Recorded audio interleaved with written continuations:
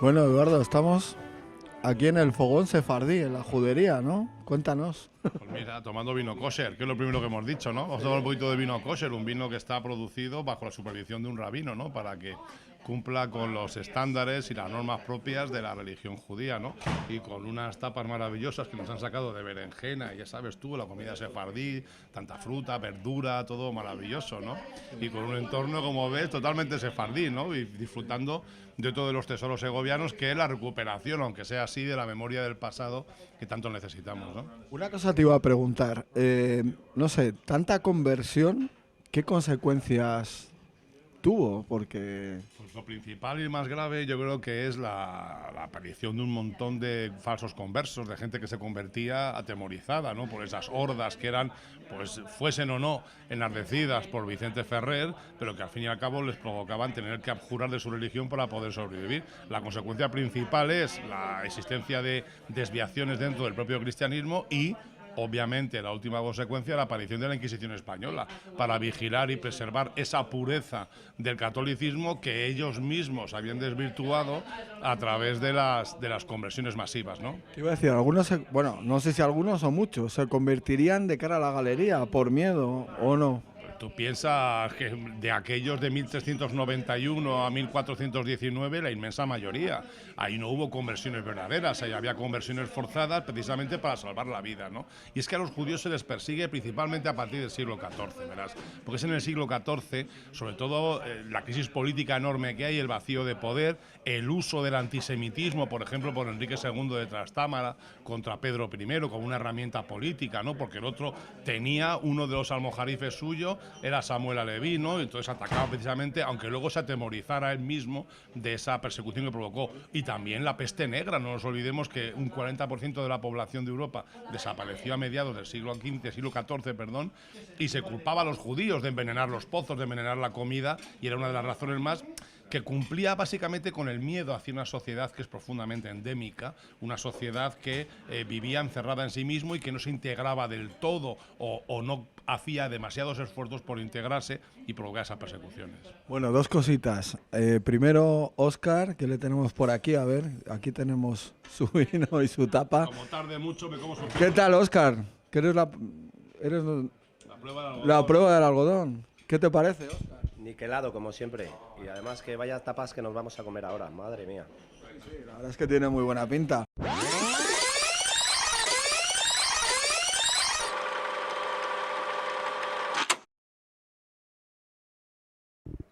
Hola, Óscar. He quedado aquí con Eduardo y siempre es puntual. ¿Qué pasa, Edu?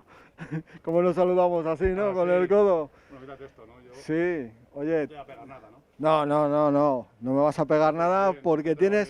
tienes más anticuerpos que, vamos, no sé. Tengo un ejército. Tienes un ejército. Oye, 3 meses desde que nos tomamos el vino en la judería. Madre mía, has cambiado mucho, ¿eh? Sí, se me ha caído la mitad del cuerpo, has visto, ha desaparecido, ¿no? Pero bueno, mira, quedamos aquí precisamente ¿por qué? Porque Segovia mola, ¿no? Anda, mira. Fíjate, Segovia mola, ¿no?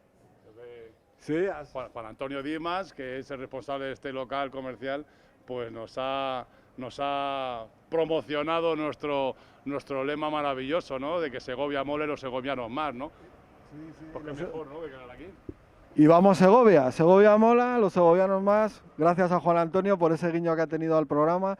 Retomamos el programa después de un tiempo que, bueno, ya hicimos la entrevista la semana pasada, ya contamos muchas cosas y hoy toca seguir, recuperar la rutina, ¿no? ¿Dónde vamos a ir? ¿Qué vamos a hacer?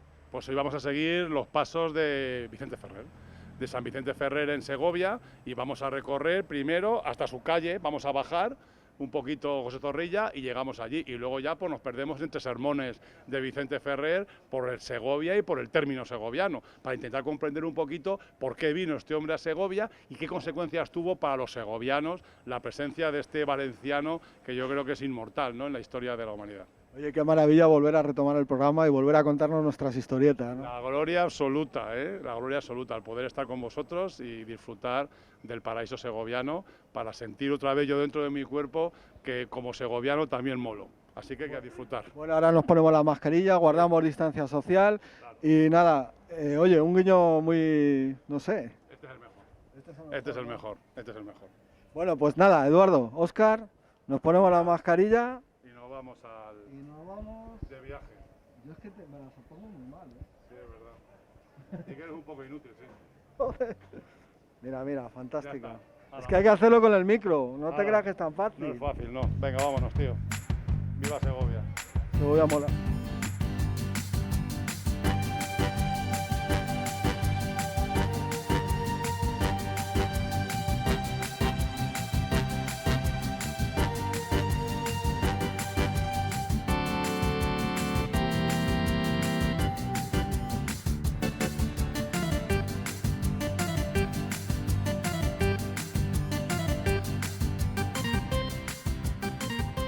Bueno, aquí. Sí, sí, ¿Y en esta y calle. en esta calle por qué? Bueno, espera, primero me voy a quitarme esto, Sí, de la un boquita poquito, Nos lo quitamos.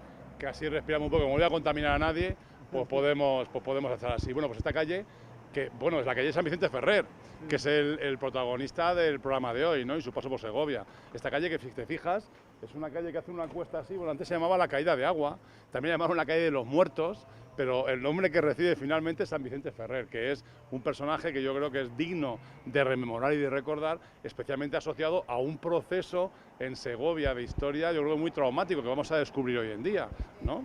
Que es justo el momento de finales del siglo XIV, principios del siglo XV, porque San Vicente Ferrer, que fue reconocido santo ya en el siglo XV, pues San Vicente Ferrer nace a mediados del siglo XIV, 1550, y muere en 1419 en Francia, ¿no? Entonces es un personaje que es alucinante, por lo bueno y por lo malo, por lo que arrastró, por lo que conllevó. Era un tipo que iba de ciudad en ciudad y arrastraba miles de personas, llevaba lo que él decía su familia, que estaba compuesta incluso hasta por una legión de flagelantes que entraban en las ciudades, iban golpeándose con látigos para expiar los pecados. El tipo llegaba, realizaba una serie de predicaciones, porque es un predicador básicamente, y esas predicaciones, bueno, pues lo convertían en la estrella de aquella ciudad. Todo el mundo iba allí, decían que tenía don de lenguas, que hablara, él siempre hablaba en valenciano y todo el mundo lo entendía. Le entendían franceses, ingleses, italianos, españoles, catalanes, castellanos, todo el mundo entendía a Vicente Ferrer. Entonces era como, no sé, las giras de rock and roll que van los artistas por todos los territorios. San Vicente Ferrer era un poco eso, ¿no? Una estrella o un artista. Es que yo no creo que exista un ídolo del rock and roll capaz de movilizar a una masa social como hizo Vicente Ferrer, ¿no? Sí, dices que venía con mucha gente a su alrededor. Arrastraba una multitud total, donde él llegaba a predicar, porque es una persona que llega al convencimiento después de una visión que tiene en una enfermedad en Aviñón, donde estaban los papas, digamos el papado que se divide, ahora hablamos de eso un poquito. Él decide empezar a predicar la palabra de Dios, sobre todo porque él cree que hay que reevangelizar el cristianismo. Un poquito hay que ubicarle en qué momento vive, ¿no? Porque es finales del siglo XIV, que es el final de la peste negra. No hay que olvidarse que en ese momento mueren en Europa aproximadamente el 30% de la población por esa enfermedad. Nadie sabe de dónde proviene la enfermedad. Hoy sabemos que es a través de las ratas, que contaminaban las aguas, que enfermaban, las pulgas de las ratas, provocaban, ¿no? Provocaban la expansión de la enfermedad. Pero en realidad la gente no sabía lo que era. Entonces es un momento de renovación total. Hay una renovación de la sociedad. Léete el Decamerón, ¿no? Podemos decir a nuestros telespectadores que lean el Decamerón de Boccaccio, ¿no? Que vean esa sociedad, sobre todo las primeras 20 páginas, ¿no? De la descripción de lo que era la peste negra. Pues en ese mundo nace Vicente Ferrer y desarrolla esa transmisión de la palabra de Dios, porque él piensa que hay que renovarlo completamente, ¿no? Oye, y jugaba un poquito también con el miedo de la gente. Me estás hablando de un 30% de la población muerta, no se sabía por qué moría. No sé si en ese momento es como el mejor momento para que surjan figuras como San Vicente Ferrer, ¿no? Pues mira, le llamaban el ángel del Apocalipsis, porque en sus sermones, luego hablamos del sermón que da en Segovia y de los que da en Segovia, pero de sus sermones, básicamente, él estaba convencido de que llegaba el fin del mundo. La enfermedad había purificado a la sociedad y había que convertir en verdaderos cristianos a los habitantes de esa Europa, y a partir de ahí, porque estaba próximo el fin del mundo. Entonces ese era el objetivo, el ángel del Apocalipsis. Bueno, un tío alucinante. Y era azote también del judaísmo. De eso vamos a hablar, pero de eso hablamos en la siguiente parada, que tenemos una parada justo aquí al lado, que la gente pasa por Segovia. Bueno, historietas de Segovia, ¿no? La historia está esperándonos en Segovia para ser descubierta. Un poquito más arriba, vamos allí y allí nos paramos. ¿Te apetece? Vale, pues vamos, sí, además hace una mañana Divina, maravillosa. fantástica. Pues nada, vamos un poquito y me Venga, sigues vamos para contando. allá. Seguimos para allá, Vamos, venga, Óscar. andando.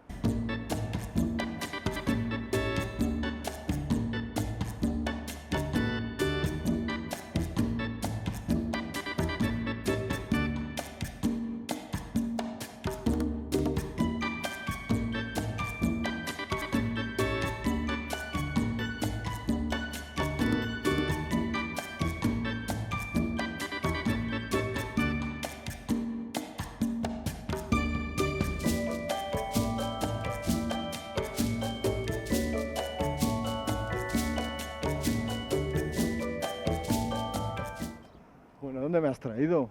Mira, la placa te lo va a decir. La placa te lo deja. Bueno, vamos a quitar una mascarilla un poquito, anda. Sí, sí. Para que podamos hablar con más. Distancia social. Mantenemos la distancia, como siempre. Bueno, pues ves, esta placa nos recuerda que justo en este lugar, en 1411, el 3 de mayo, pues Vicente Ferrer predicó aquí en Segovia. Entonces, ¿por qué precisamente aquí? Bueno, de hecho la ermita se levanta el mismo año de Vicente Ferrer predicar, en 1411, empieza a levantarse esta ermita. De hecho, en una de las restauraciones aparecieron arcos góticos, ¿no? Del primer momento, porque luego ha sufrido remodelaciones y la hermandad del Cristo del Mercado pues ha ido transformando el edificio y ahora por dentro es barroco, ¿no? Yo creo incluso, pero el origen es este momento, ¿no? Principios del siglo XV, cuando él aparece aquí. Cuando vino aquí San Vicente Ferrer a predicar. como Literalmente. Pero es que tú tienes que imaginarte que el tío venía a predicar aquí y aquí, bueno, aquí va a haber un mercado, porque estamos en la salida del Arrabal Mayor de Segovia, la calle José Zorrilla, que hoy en día es una calle comercial de las más importantes de Segovia, pues hace 600 años también lo era. Era un barrio, un arrabal que entendemos que es un barrio importante fuera de los muros de la ciudad, ¿no? Entonces el principal arrabal, el principal barrio, que era el Arrabal Mayor de Segovia, aquí justo había un mercado. ¿Y por qué había aquí un mercado? Pues porque justo estaba el Fielato, ahí había un portazgo, había un lugar, una oficina donde tenías que pagar. Donde cobraban, claro, cualquier producto que entras en la ciudad lo tenías que pagar. Pues los segovianos, como son muy finos, hacían los mercados fuera de la zona donde había que pagar para poder comprar y vender sin ningún tipo de impuesto añadido por introducir esos productos para la venta en la ciudad. Bueno, pues aquí había un montículo y sobre este montículo llegó Vicente Ferrer con su familia, acuérdate, con los seguidores que hemos dicho, ¿no? Los cientos de seguidores. Venían flagelándose algunos por el, ¿no? Los flagelantes, los decía que llevaba 300 flagelantes. Imagínatelo entrando con los 300 flagelantes, llegando aquí y convocando a una multitud enorme, miles de personas, incluso niños, y todos escuchándole, según dicen, predicando en valenciano. Predicando en valenciano. ¿Y qué es lo que predicó en Segovia? Porque esta es una, yo creo que la duda que podemos tener, ¿no? Porque hemos dicho antes que era el ángel del Apocalipsis, que él predicaba, bueno, pues en realidad predicó contra los judíos, ¿no? Porque es entre 1391 y 1411, 1419, que es cuando muere Vicente Ferrer, hay un movimiento de persecución contra los judíos brutal, asociado seguramente, bueno, seguramente no, al 100%, asociado a la peste negra, a la inexplicable epidemia, pandemia que había acabado con el 30% de la población de Europa. Entonces, evidentemente, bueno, pues Vicente Ferrer viene aquí y predica contra esos judíos a los que se les acusa, muchas razones, por haber provocado esa enfermedad, ¿no? Entonces, en Segovia, que teníamos una comunidad judía muy importante, acuérdate que no era una judería. Sí, era una aljama. Una aljama, que era una aljama, entonces predica contra ellos. Él viene aquí y, bueno, pierden los judíos, pierden la sinagoga de hoy en día, que es la iglesia del Corpus Christi, ¿no? Pero pasó igual en Toledo, pasó igual en Valencia, pierden los barrios se reubican. En Sevilla, que es donde empieza esta persecución, en 1391, por las predicaciones, no de Vicente Ferrer, sino del arcediano de Écija, que se llamaba Ferran Martínez. Él inicia una predicación brutal contra los judíos que provoca el asalto de la judería. Esto va a ser algo frecuente en el siglo XV, que se asalten los barrios judíos, por los privilegios que tenían, pero también porque vivían dentro de la sociedad siendo otra sociedad, ¿no? En cualquier caso, la prédica de Vicente Ferrer aquí es contra la comunidad judía. Recuerda que el eslogan, que esto yo creo que lo comentábamos en el vinito, ¿no? Hace 3 meses, Hace 3 meses ya. hace 3 meses ya, el lema de Vicente Ferrer era era bautismo o muerte, ¿no? Entonces imagínate, ¿no? Esto por lo que llama la consecuencia esencial es una multitud de conversiones forzadas que crea una bolsa, una comunidad gigantesca que llaman los cristianos nuevos, esos marranos, ¿no? Recordemos que deriva de marrar, ¿no? De equivocarse, que luego los cristianos llamaban marranos a los cerdos para ofender a estos cristianos nuevos, ¿no? Bueno, pues esto provoca que haya una división clara entre cristianos viejos y cristianos nuevos, que es una de las razones por la que a finales del siglo XV aparece la Inquisición en España, ¿no? Es creada la Inquisición durante el reinado de los Reyes Católicos. Yo te iba a decir, entonces, en ese momento que viene San Vicente Ferrer, si eras judío, malo porque o te perseguían o podías haber muerto de la peste. Y además, siendo judío, te achacaban que tenías tú la culpa de haber provocado la peste. O sea, ser judío, mal, entonces. Bueno, ser judío mal, pero ser judío y ser judío en 1391 en Castilla, lo peor, ¿no? Aunque Vicente Ferrer recorrió Europa predicando en ciudades donde había específicamente comunidades judías, donde todavía no se habían expulsado, por ejemplo, en la costa norte de Italia, en Génova, Savona, en Alessandria, toda esa zona estaba llena de judíos, en Toulouse, en toda esa zona donde está Vicente Ferrer, bueno, pues evidentemente se provoca una persecución, es decir, él quiere transformar esa sociedad y sus prédicas van desde la transmisión del mensaje de Dios, del nuevo mundo, de ese apocalipsis que decíamos antes, ¿no? De ese ángel del apocalipsis, también al bautismo o muerte, ¿no? Oye, te iba a preguntar, o sea, un hombre que predica en valenciano, que hay que entender el valenciano, ¿lo entenderían o no? Tenía que tener una oratoria como alguno de los mejores políticos de ahora, ¿no? ¿Qué más quisieran? ¿Qué más quisieran los políticos de ahora expresarse como este tipo? Este tipo era tremendo, pero es que era tremendo por la formación que había tenido. Él era dominico, pero él participa, aprende en todos los centros educativos de los dominicos y en las principales universidades que había en ese momento en Europa, en esa zona donde él se mueve. Él va a Barcelona, va a Lérida, que era la universidad, era el estudio general principal de la Corona de Aragón, expertos en medicina, por cierto, pero también va a Toulouse, a la Universidad de Toulouse, se mueve por todas las universidades. Él es un gran filósofo, teólogo, es un experto en lógica, de hecho él fue profesor en varios estudios generales de lógica, es decir, él manejaba perfectamente el conocimiento. Y era algo sorprendente, ¿no? La transformación que experimentaba este tipo, porque cuando le veías andar, decían que parecía un hombre de 80 o 90 años, pero en cuanto subía al montículo y empezaba a hablar con la voz potente, con el verbo claro, con la lógica aplastante de su discurso, decían que parecía un joven de 20 o 30 o 35 años, ¿no? Lo tenemos que imaginar aquí en este montículo, hablando, la gente escuchándole, debía de ser todo un espectáculo. Miles de personas, aparte del comité que llevaba él, ¿no? De la compañía que llevaba él, la compañía y su familia, que por cierto la manutención la pagó el Cabildo segoviano, pues los miles de personas que salían todos a verle venir. Fíjate si es importante su llegada, que le erigieron una iglesia. Tiene una ermita en Segovia que recuerda que aquí dio un sermón para convencerlos, ¿no? Oye, me has dicho que era de aspecto frágil, pero luego muy potente. ¿Cómo se desplazaba? Porque, claro, me acabas de decir que recorrió toda Europa, prácticamente toda España. Pues es simbólico cómo se movía Vicente Ferrer, porque se movía en un borriquillo. Él entraba en las ciudades, bueno, y se movía montado en un pequeño burro, que además, Jesús, ¿no? claro, es que yo creo que el simbolismo de Jesús entrando en Jerusalén y Vicente Ferrer, fíjate cómo controlaban el simbolismo, ¿no? Todo el mundo entendía... Puro marketing. Claro, es que oye, todo estaba estudiado, ¿no? Todo el mundo entendía que Jesús había llegado a Jerusalén en un burro el Domingo de Ramos, y él entraba en un burro en las ciudades. Pero lo curioso del burro es que además de llevarle a él, llevaba 2 alforjas cargadas de libros, porque él siempre que hablaba tenía la Biblia en la mano y los libros que utilizaba. No nos olvidemos que él es la evolución en los territorios españoles de la filosofía de Tomás de Aquino. Él lo que hace es adaptar la filosofía de Aristóteles, como hace Tomás de Aquino, él distribuye por Europa ese pensamiento. Es un personaje importantísimo. No solo es importante desde el punto de vista religioso, porque él, verás, él participa en todos los trances políticos básicos de aquel momento en Europa. Por ejemplo, la gran división que hay entre el papado, porque en ese momento hay 2 papas, uno en Roma y otro en Aviñón. Entonces, Aviñón, el último, es un papa español, que es el Papa Luna, Benedicto XIII, ¿no? Entonces, él media, él es uno de los importantes teólogos que median para solucionar el cisma de Occidente, pero también participa en el nombramiento del nuevo rey de Aragón. Tras la muerte de Martín V el Humano sin descendencia, se crea en Caspe una reunión de compromisarios. Él es el 8º compromisario, pero él es el que convence a todos los demás de que Fernando de Antequera, por cierto, segoviano de la familia Trastámara, que nació en Peñafiel y Peñafiel entonces era Segovia, digan lo que digan mis colegas medievalistas, bueno, pues es elegido rey de Aragón. El abuelo de Fernando el Católico y tío abuelo de Isabel la Católica, ¿no? Un personaje fantástico, fantástico desde el punto de vista histórico, es impresionante, es un tipo que es sorprendente seguirle la pista, ¿no? O sea, tenía un poder de convicción absoluto. Oye, hay dos curiosidades. Una, ¿por qué siempre se le representa con el dedito? Porque siempre tiene un dedito, San Vicente Ferrer parece que te está diciendo pum, pum, pum. Esa forma de hablar, ¿verdad? Sí. De argumentar con el índice así, pues se le representa con el dedo. De hecho, en valenciano le llaman algo así como San Vicente el del dedito, ¿no?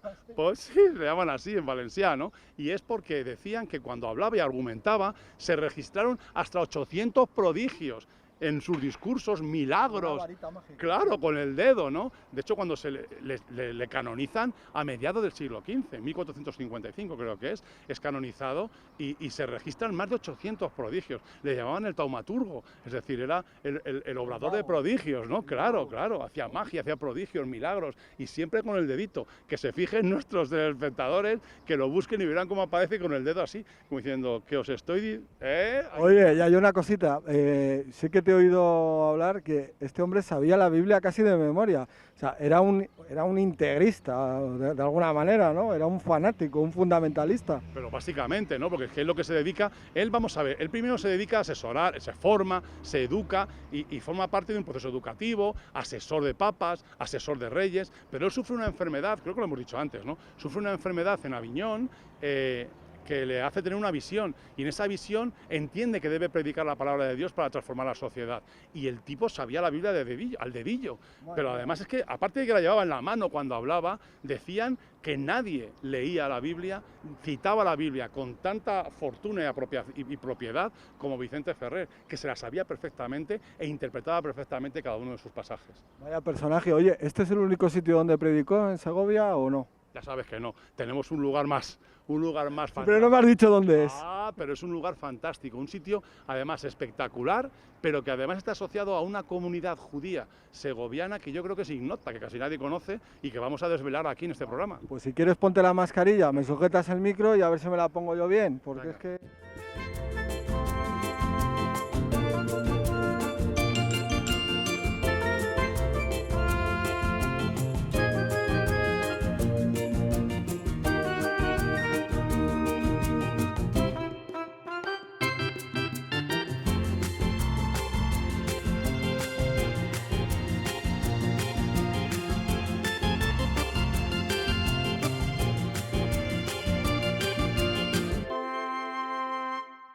Madre mía, vaya cruz, ¿no? Y vaya piedra. Pues sí, fíjate, todo de granito aquí, en mitad del paraíso, macho. Bueno, ¿dónde estamos, Eduardo? Pues mira, ahora mismo estamos, Bueno, vamos a quitarnos la mascarilla, Solo mantener primero, distancia social, porque que no hay aquí- virus que pueda con este paraíso. Bueno, pues estamos en el término de Segovia, ¿no? Estamos en el Real Sitio de San Ildefonso, en las afueras del término municipal, justo aquí, en la peña, en las rocas, desde donde tradicionalmente se dice que Vicente Ferrer dio uno de sus sermones. No pone fecha, pero entendemos que fue en 1411, la misma que en Segovia, Pone, San Vicente Ferrer predicó al pueblo desde esta roca. literalmente, En ¿no? un sitio elevado, como decíamos en Segovia, ¿no? Claro, ese efecto, ¿no? Ese efectismo que buscaba de que se le viera, a pesar de que era pequeñito, de que era frágil físicamente, pero la potencia de la voz y la parte elevada, ¿no? El verle elevado sobre la gente, pues bueno, presentaba una imagen fantástica, ¿no? Para el convencimiento del sermón. Pero ¿y por qué aquí? Es que es lo que no entiendo. Esa es la pregunta, verás, porque no existía el sitio de San Ildefonso. Existía el sitio de Balsaín, pero está como a 5,5 kilómetros de aquí. ¿Por qué iba a predicar aquí? Bueno, la presencia de Vicente Ferrer en este lugar está asociada al origen del poblamiento en este valle, en el valle del Guadarrama, en el valle de San Ildefonso, en la Nava de San Ildefonso, en el valle de Balsaín. Verás, a mediados del siglo XIII, después de los graves conflictos que había habido entre el concejo de Segovia y las mestas, es decir, las asociaciones que se dedicaban al tránsito de animales a un lado y otro de la sierra, pues el rey Alfonso X el Sabio decidió mediar y dar una norma que está, bueno, el documento está custodiado en el archivo municipal de Segovia, y dar una norma para que el uso y la explotación de los pastos de altura estuviese gestionado por el Concejo de Segovia. Entonces el Concejo de Segovia decidió dividir la zona, toda la zona que le correspondía, en 7 cuarteles. Y en cada cuartel colocaba a un caballero segoviano, a uno de nuestros caballeros, como los quiñoneros, pues a un caballero para que gestionara todo esto. Y cada caballero llevaba a una veintena de peones que vivían aquí. Entonces cada peonada construía su propia ermita y vivía en esta zona y protegía los intereses del Concejo de Segovia para poder explotar los pastos de altura, ¿no? Bueno, el caso es que aquí justo detrás de esta roca, un poquito más abajo, estaba la ermita de San Ildefonso, no, perdón, la ermita de Santa Cecilia, ¿no? Que es el nombre del lugar, del paraje Santa Cecilia. Y aquí es donde vino Vicente Ferrer a predicar a principios del siglo XV, 1411. ¿Por qué? Bueno, pues porque evidentemente el caballero que gestionaba este cuartel lo que trajo aquí fue judíos. Y sabemos que trajo judíos por la toponimia, porque justo enfrente de donde estamos hablando allí está uno de los picos, una de las cotas que la conocemos como el Pollo Judío o el Pico del Judío. ¿Qué quiere decir? Que toda esta zona, los peones que vivían aquí y que protegían los intereses segovianos eran judíos. Por eso Vicente Ferrer vino aquí a predicar a todos los que vivían en este valle contra los judíos con el famoso sermón, ¿no? Madre mía, entonces si eres judío, estás aquí trabajando y ves venir a este señor aquí y vamos. Bueno, Vicente Ferrer lo que te decía es que estabas equivocado, que te convirtieras, que la fe real y verdadera era la cristiana, que debías de ser cristiano y que dejaras de ser judío. Luego, lo que ocurría después, cuando no querías hacerlo y te obligaban a la fuerza, es la consecuencia, ¿no?, del fundamentalismo aplicado, ¿no?, a los sermones del santo que estuvo aquí, ¿no? Bueno, aquí tenemos un edificio, ahí al fondo, Sí, ¿verdad? que es que a mí me parece como de esos edificios de película de terror decimonónicos, y no sé, que, a ver, que es muy bonito, ¿no? Pero esa es la imagen que me recuerda. ¿Qué es ese edificio? Bueno, pues lo de terror está bien porque ahora mismo está en un estado terrorífico, ¿no?, de abandono y de olvido. Lo que estamos viendo es el palacete de Santa Cecilia. Bueno, lo que había aquí durante la Edad Media, básicamente la ermita, habría casas, probablemente casas, casetones de los peones que vivían aquí en esta zona, los que predicó Vicente Ferrer. Posteriormente hubo un esquileo, hubo una cetaria aprovechando el río Oresma, pero a finales del siglo XIX, hacia 1897-98, el rey Alfonso XIII, bueno, en este caso la regencia de su madre, le permite al conde de San Jorge edificar este palacete justo aquí. No es un lugar, es un lugar precioso hoy en día, pero entonces, durante el siglo XVIII no era demasiado interesante, porque al lado estaban las perreras de Carlos III, y yo también quien quería vivir al lado de 300 o 400 perros, ¿no? Bueno, el edificio se construye, ellos viven, y durante el siglo XX pasa a manos de la Iglesia Católica y se ubica aquí un colegio de los Sagrados Corazonistas de María, ¿no?, que estuvo abierto durante 30 o 40 años, ¿no?, hasta los años 90 del siglo XX.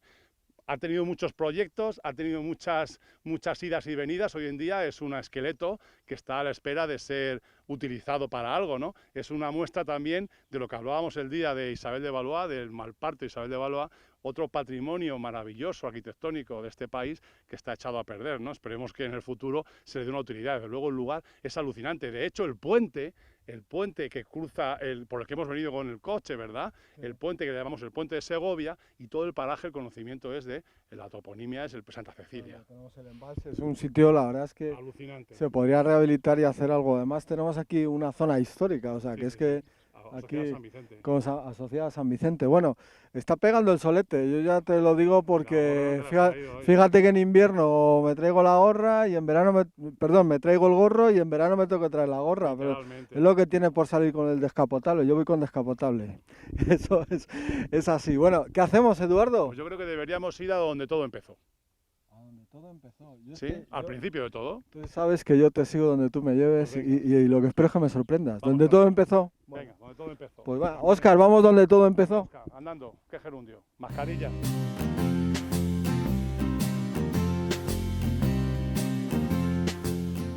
Pues donde todo empezó, que es donde empezamos, en Segovia. Claro, en Segovia, en el paraíso segoviano. Es nuestro objetivo, nuestro leitmotiv, nuestra... Pues sí, el hacer comprender a los segovianos, a las segovianas, a todos los que viven en esta maravilla de lugar, fuera mascarillas para que nos vean el careto, pues la maravilla de ciudad que tienen la frecuencia de pisotear, pasear, andar, caminar, visitar y ser conscientes del paraíso en el que viven, ¿no? Que yo creo que eso era el objetivo inicial de nuestras historietas de Segovia, el trasladar esa maravilla única en el mundo, que tenemos la suerte, el honor y también la responsabilidad de disfrutar, y nuestra responsabilidad es conocer ese pasado histórico segoviano, esas historietas segovianas, para valorar todavía muchísimo más esa suerte que tenemos de estar donde estamos, ¿no?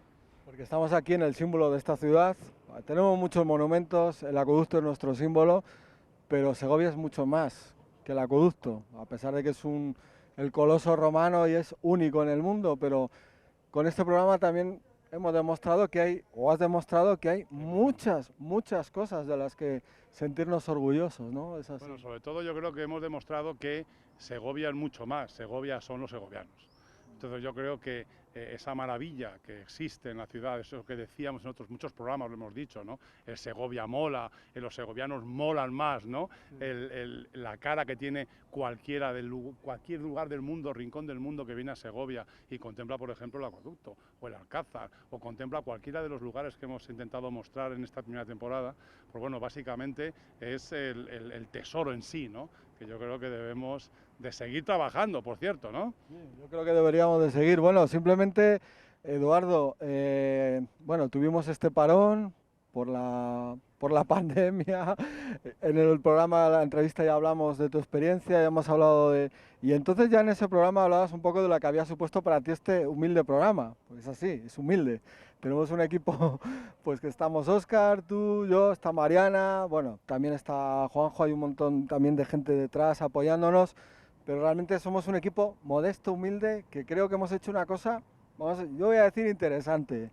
No sé cómo lo has visto, hemos evolucionado y poco a poco, ¿no? Yo creo que hemos trabajado con la idea de transmitir nuestro amor por Segovia y sobre todo por intentar que los segovianos disfruten de ese placer que conlleva el descubrimiento de que el lugar donde vives es espectacular. Todo el mundo puede pensar que una ciudad con este pedazo de acueducto, que es sin duda el mejor del mundo, ¿no? Con el Alcázar de Segovia, uno de los castillos más espectaculares que existen, ¿no? Pero no solo es esto, es decir, con todas las iglesias, con todas las historias que hemos contado, con el paso de la historia, con todos los personajes las personas que hemos ido contando y desgranando, aquellos sucesos que han tenido a Segovia como escenario. Y lo que nos queda por ver, todo el término, que Segovia, sus villas, sus lugares, los pueblos, los bosques, los valles, los ríos. Segovia es un lugar increíble, ¿no? Recordad siempre lo que dijimos, que Segovia, el día que hablábamos de los quiñoneros, ¿no? Sí. Que Segovia es Segovia y su término, la ciudad y la tierra. Pues en todo ello hay segovianos, y yo creo que este programa ha intentado contactar a los segovianos con esa esencia que les convierte en segovianos, ¿no? Y que sean conscientes de la suerte que tenemos, que tienen. Sí, sí. Bueno, ha sido 14, este es el programa número 14. Bueno, no vamos a decir si va a haber segunda temporada o no, vamos a dejarlo un poco ahí, ¿no? Hoy, digamos, cerramos esta primera temporada y yo creo, bueno, yo estoy muy orgulloso, sobre todo de haberte conocido más, de haberte conocido no solo como historiador, sino como persona. Y la verdad es que de parte de todos nuestros espectadores, y te digo gracias. Bueno, yo gracias a todos vosotros, porque tenemos un equipo maravilloso, Óscar, Mariana, tú, bueno, macho, somos compadres de esta historia, ¿no? Yo creo que básicamente es un placer hacer esto por Segovia, y hacer esto porque te reafirma en lo que siempre, por lo menos en mi caso, en lo que siempre he creído, y es que soy un tipo con mucha suerte. Bueno, pues nada, Eduardo, ¿nos vemos o no nos vemos? No lo sabemos todavía. Seguro que sí. Bueno, historias que contar tenemos muchas, tienes muchas que contar. Bueno, pues nada, Eduardo, ¿cómo terminamos con la frase? Que Segovia mola. Sí. Segovia mola y los segovianos. Y los segovianos más. Segovia mola. Segovia mola. Muchas gracias. Es que Segovia mola. Segovia mola. Vámonos. Oye, ¿cómo mola Segovia? Segovia mola, que es una maravilla. Y cómo mola Segovia, ¿eh? Cómo mola Segovia, cómo mola Segovia. Porque Segovia mola. Juran lealtad a la reina Isabel. Que Segovia mola. Estoy flipando mucho porque... Si es que cómo mola Segovia, si es que esto es una maravilla, chaval. Segovia, sabes que mola, ¿no? Sí, sí. No lo habíamos dicho todavía. No lo habíamos dicho todavía. Segovia mola. Historietas de Segovia, porque Segovia... Segovia mola. Mola.